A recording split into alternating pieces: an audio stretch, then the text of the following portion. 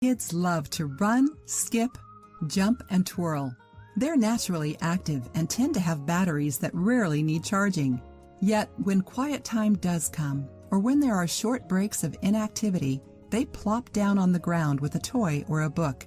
As parents, we need to be attentive to their sitting positions.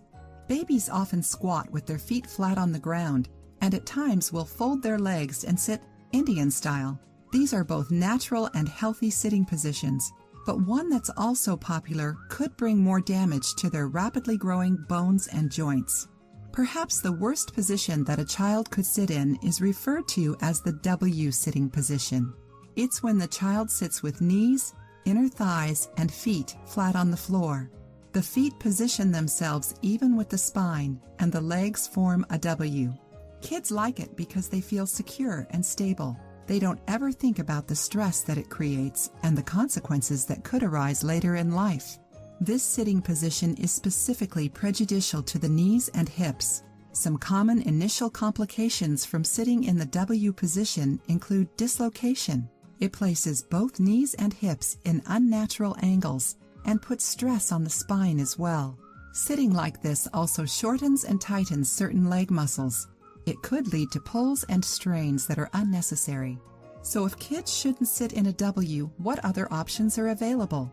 How should we correct our kids when we see them sitting like this? Consider another letter of the alphabet.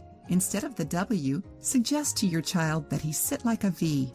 You could even show him the shape of his legs in positions and use it as a teaching point. This provides the same amount of stability without all the threats of muscle damage or dislocation. It even gets the child an opportunity to stretch muscles while having increased mobility on the floor. They can twist and bend freely without hindrance. Be consistent and correct your child every time you see him sitting in the W. Encourage proper habits early. They're easier to teach in the beginning. Bad habits are more difficult to break. The older kids get, the less they will sit on the floor. But while we have an opportunity, we should help them remain healthy and not do anything that might bring about more risks.